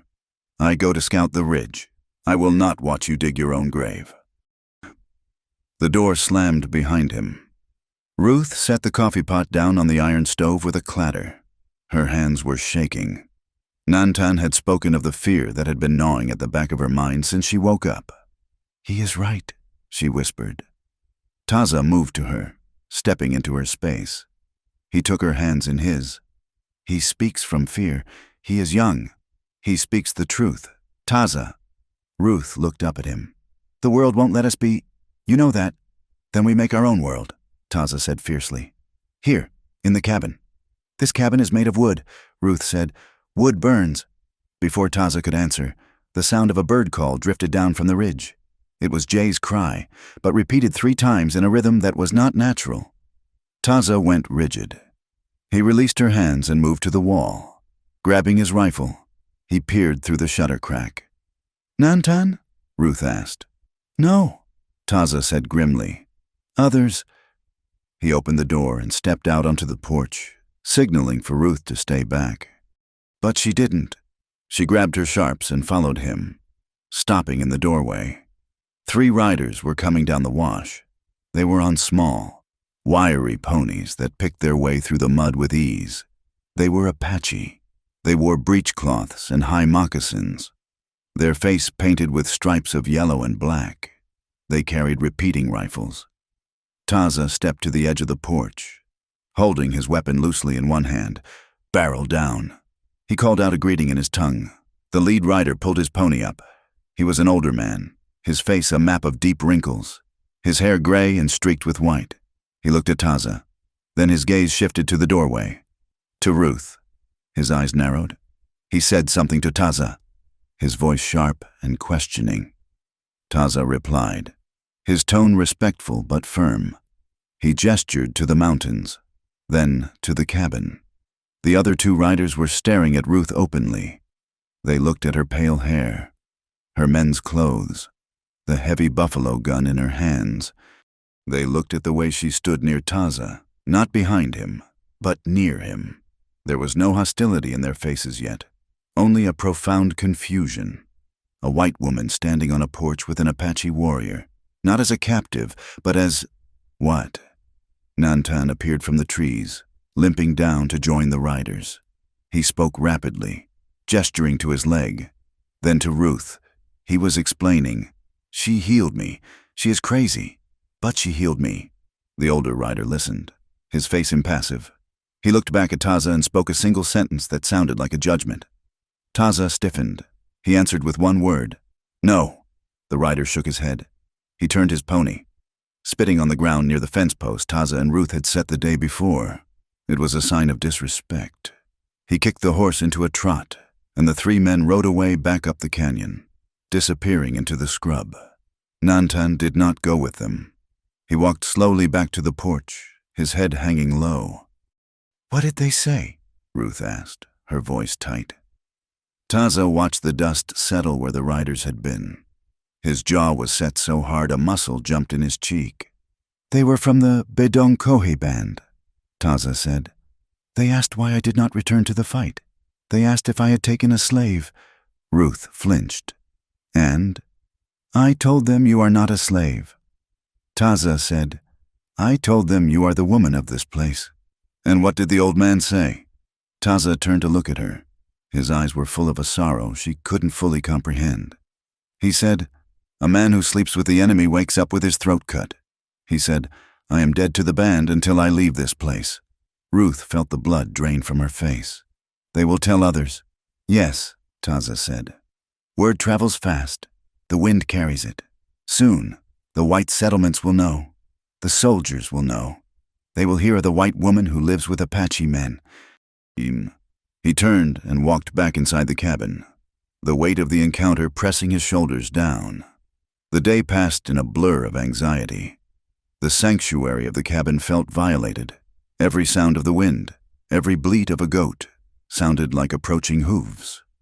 Ruth tried to busy herself with chores. She churned butter, the repetitive motion giving her hands something to do, but her mind was racing. She saw the way Nantan looked at Taza, with pity now. She saw the way Taza stood by the window, watching the trail, his hand never leaving his knife.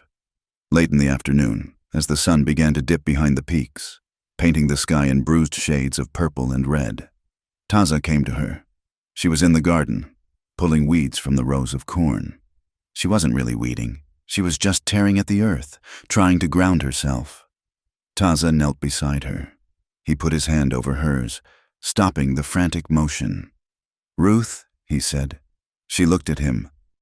"They are coming, aren't they? The white men. Silas told them. And now the Apaches know. We are caught in the middle. We cannot stay here," Taza said. "The cabin is a cage now. It's my home," Ruth whispered. "That's all I have." "It is a pile of logs," Taza said urgently. "Home is where you live. If you stay here, you die." He gestured toward the high peaks to the south, the jagged spine of the Chiricahuas that turned dark blue in the twilight. "Come with me," he said. "High up, beyond the timberline, I know places where the soldiers cannot ride, caves with sweet water, valleys where the grass is belly-high to a horse. We can live there, free." Ruth looked at the mountains. They were beautiful, yes, but they were wild, unforgiving. To go there was to leave behind everything she knew, her parents' graves, the fence she had built, the illusion of civilization she had clung to for 14 years. It meant becoming truly wild. It meant becoming an outcast not just by circumstance, but by choice. I don't know if I can," she said, her voice shaking. "I am not Apache. Taza, I don't know the mountains like you. I will slow you down." "You survived here alone," Taza said, squeezing her hand. "You are stronger than any woman I know. I will teach you the rest. We will take the goats. We will carry the seeds." "And Nantan?" "Nantan will go his own way," Taza said. "He will return to the fighting. That is his path. My path is with you." He leaned in, his eyes burning with intensity. "Ruth, look at me. If the white men come, they will not understand. They will call you a traitor. They will take you back to their towns and put you in a dress and lock you in a room. They will kill the Ruth who lives here." Ruth felt a chill that had nothing to do with the evening air. He was right. She remembered the Hendersons. She remembered the suffocation of that life. "And if I go with you?" she asked. "Then we are hunted," Taza admitted. "But we are together." He waited for her answer. Ruth looked at the cabin, the half-burnt structure that had been her womb and her tomb for so long. She looked at the garden she had watered with her own sweat. Then she looked at Taza, at the hand covering hers. at the man who had shown her that she was still capable of love. She wanted to say yes. Every fiber of her heart wanted to say yes. But the fear had a deep root. "Give me tonight," she whispered. "Let me think tonight, please." Taza looked at her, disappointment flickering in his eyes, but he nodded. He understood the weight of the choice. He was asking her to burn her world down before the mob did it for her. "Tonight," he agreed. They stood up together as the shadows lengthened across the valley. The wind picked up, whistling through the canyon. It sounded different now.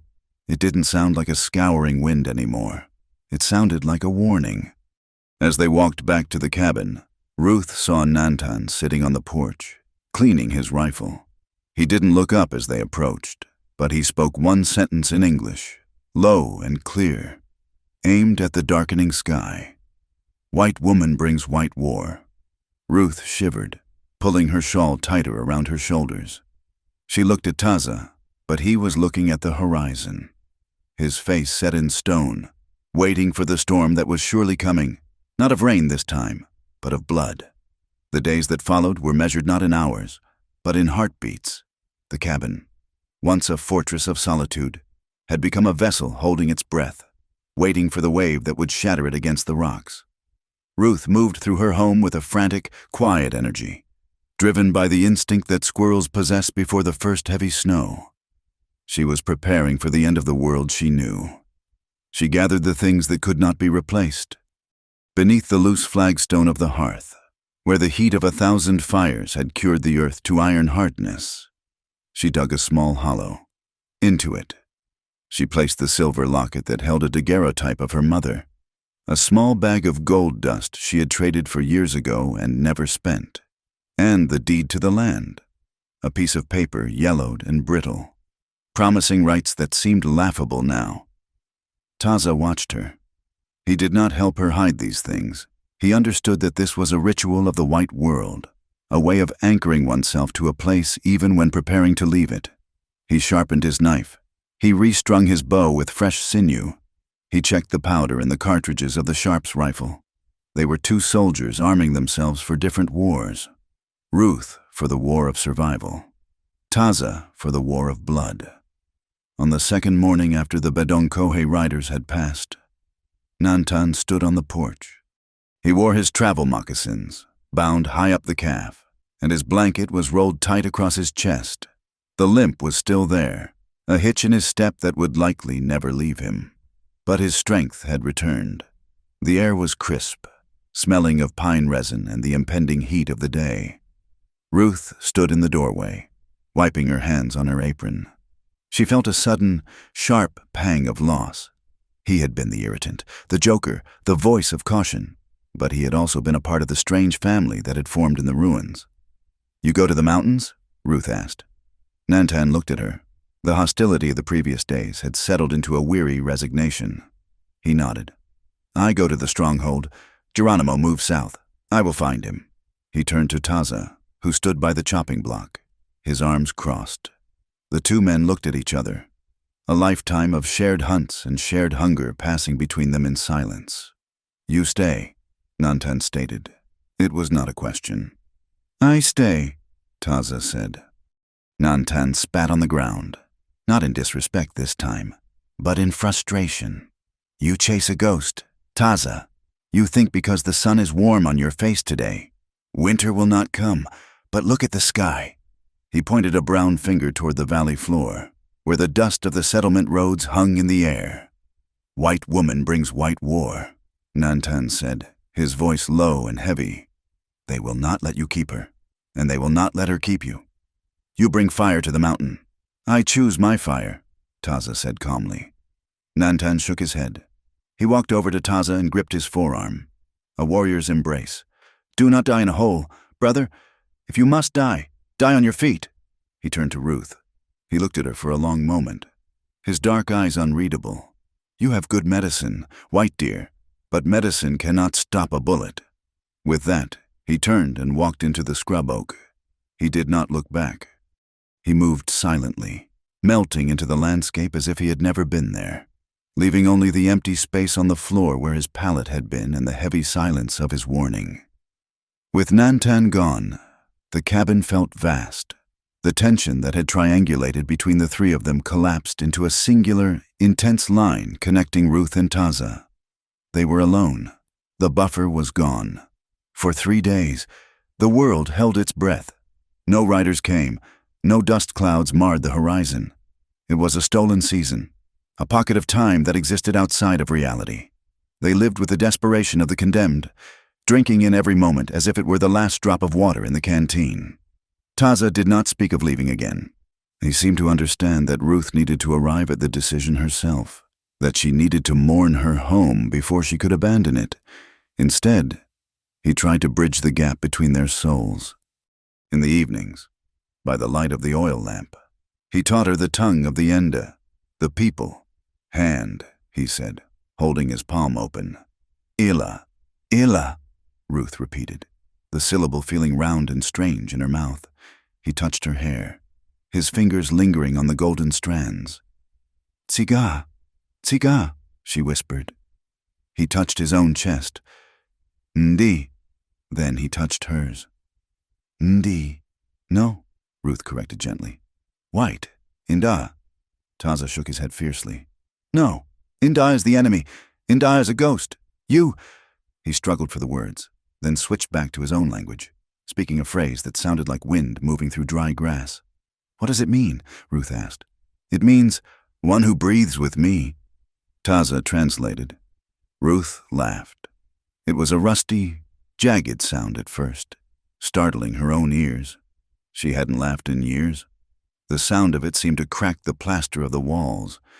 Taza smiled, a true, wide smile that showed his white teeth and crinkled the corners of his eyes. He reached out and tickled her side, a playful, childish gesture that shocked her into laughing harder, until tears streamed down her face and she was gasping for air, clutching his arm. For those few days, the fear receded. They worked the garden side by side. They milked the goats. They sat on the porch and watched the stars wheel overhead. Taza naming the constellations not as bears or hunters, but as the static people who watch the earth. It was a marriage in everything but name, sanctified not by a preacher, but by the impending darkness. But the darkness came, as Nantan had said it would. It arrived at noon on the 4th day. The heat was oppressive, a physical weight that flattened the sound of the cicadas. Ruth was inside, kneading dough for bread, her hands dusted with flour. Taza was outside, repairing a snare near the woodpile. The dog, no, she had no dog. It was the goats that warned them. They scattered, bleeding in panic. Then came the thunder of hooves, heavy and fast, not the unshod ponies of the Apache, but the heavy, iron-shod stomp of American quarter horses. Taza was at the door in a heartbeat. His face was a mask of alertness. 4 riders, coming fast. He looked at his rifle, then at Ruth. If he fought, he could kill them, but if he killed white men on her porch, her life here was over instantly, and likely her life entirely. She would be hanged as an accomplice. The trees, Ruth ordered, her voice sharp with panic. Go to the creek bed. The brush is thick. Don't shoot unless they shoot me. Ruth, go, she screamed, shoving him toward the back door. If you stay, we both die. Taza looked at her one last time, a look of agonizing helplessness. Then he turned and bolted. He was fast, a blur of motion, disappearing into the dense thicket of willows along the creek just as the riders crested the rise. Ruth slammed the back door and leaned against it, wiping her flour-dusted hands on her apron. She took a breath, trying to steady the frantic hammering of her heart. She grabbed the sharps from its hook, checking the load, and walked to the front door. She stepped onto the porch just as the horses skidded to a halt in the yard. Dust billowed up, coating everything in a fine, gray powder. There were 4 men. 3 were deputies, wearing the tin stars on their vests and carrying Winchesters. The 4th man Ruth knew. It was Silas, the traitor. He sat on his horse with a smug, vindictive expression, pointing a finger at her. The man in the lead swung down from his saddle. He was a big man, with a face like a slab of cured ham and a mustache that drooped over his mouth. He wore a badge that said, Marshal. Put the gun down. Miss, the marshal said. His voice was booming, authoritative. This is private property, Ruth said, keeping the rifle leveled. You are trespassing. I am Marshal Bowman, from Benson, the man said, and this is a warrant. He waved a piece of paper. We have reports of hostiles harboring in this location, and reports that the occupant, he looked her up and down with a sneer, is mentally unfit and a danger to the territory. There are no hostiles here, Ruth said, her voice steady despite the terror gripping her throat. I live alone. That ain't what Silas says, Bowman said. He nodded to his deputies. Check the house. Check the cellar. You have no right, Ruth began. But the two deputies were already moving. One of them, a wiry man with bad teeth, jumped onto the porch and grabbed the barrel of her rifle. Ruth fought him. She yanked back, trying to bring the stock up to strike him. But he was stronger. He wrenched the weapon from her hands and shoved her hard. Ruth stumbled back, hitting the wall of the cabin.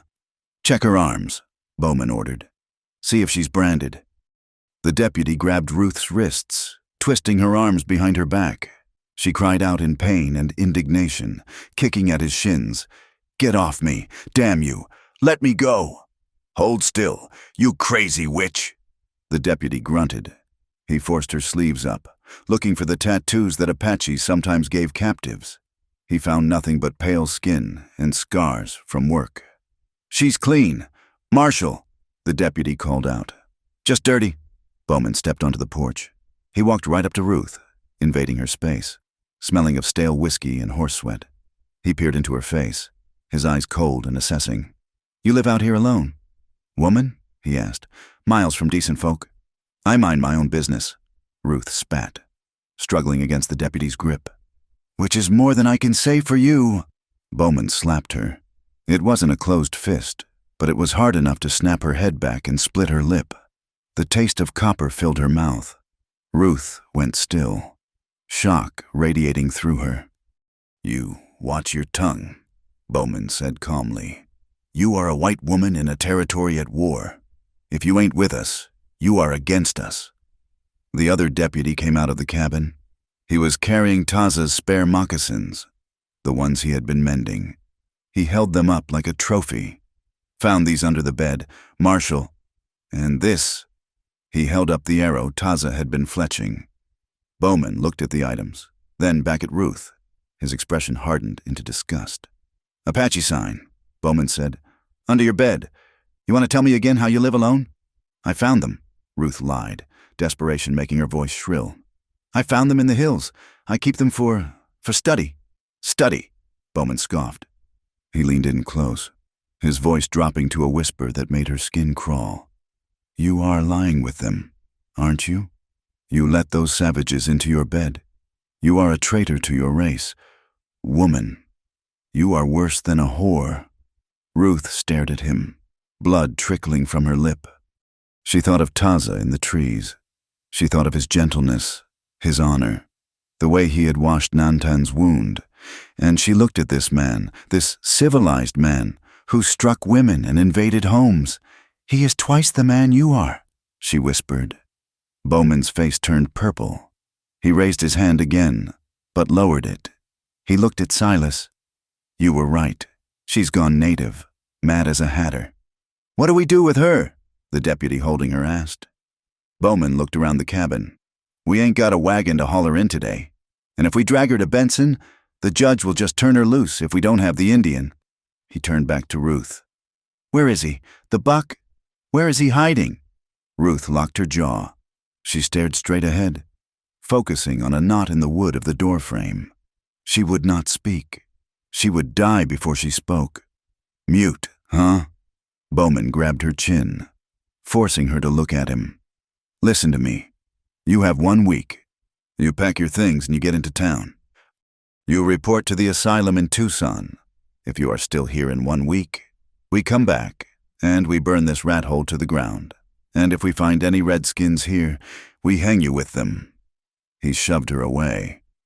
Ruth fell to her knees on the porch floor. Mark it, Bowman ordered.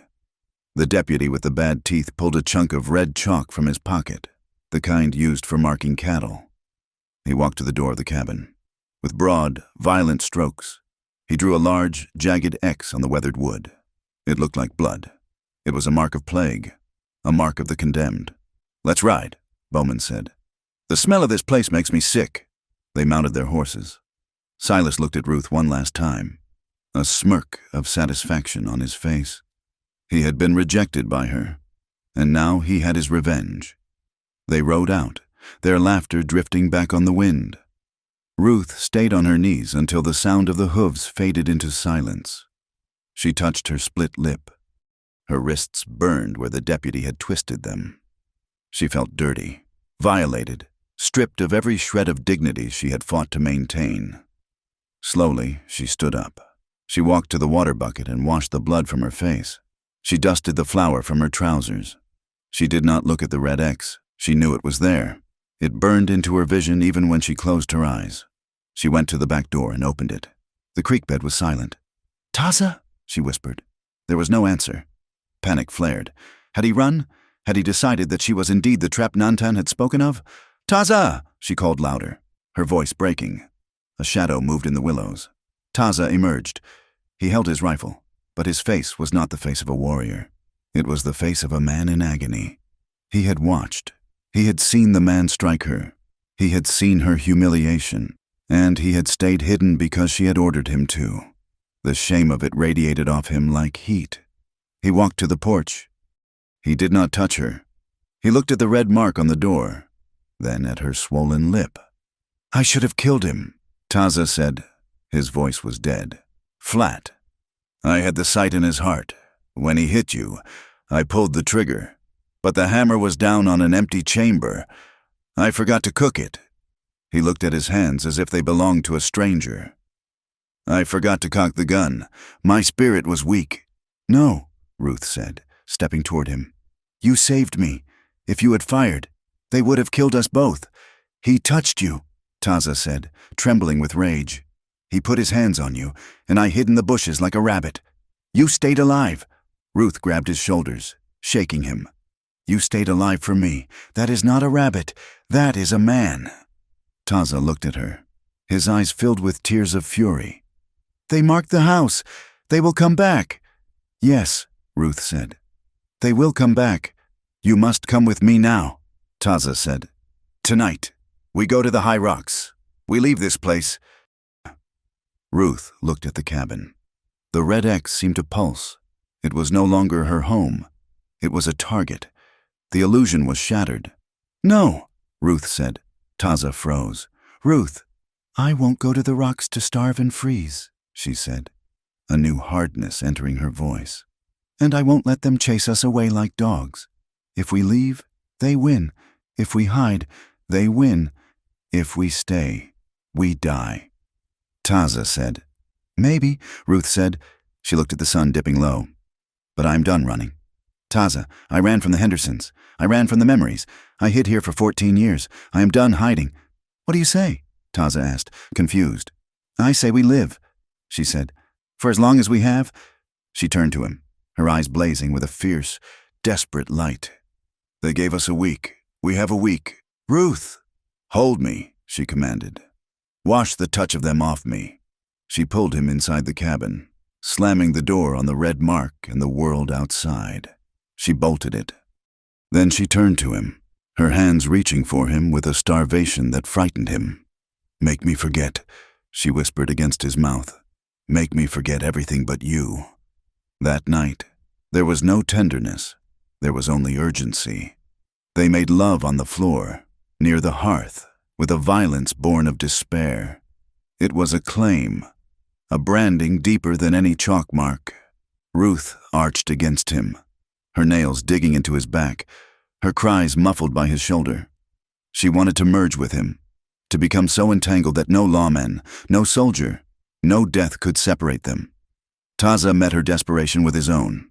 He worshipped her body with his hands and his mouth, trying to erase the memory of the marshal's strike, trying to prove that she was sacred, that she was his. Afterward, they lay tangled together, sweat cooling on their skin. The fire had gone out. The room was pitch black. Ruth lay with her head on his chest, listening to the steady thrum of his heart.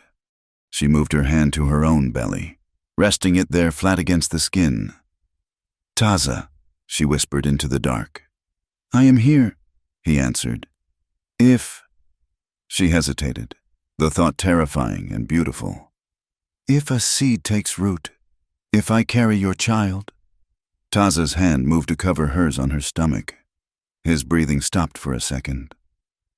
"A child," he said, the word full of wonder and fear. "A child of two worlds. They would hate it," Ruth said. "The whites would call it half-breed.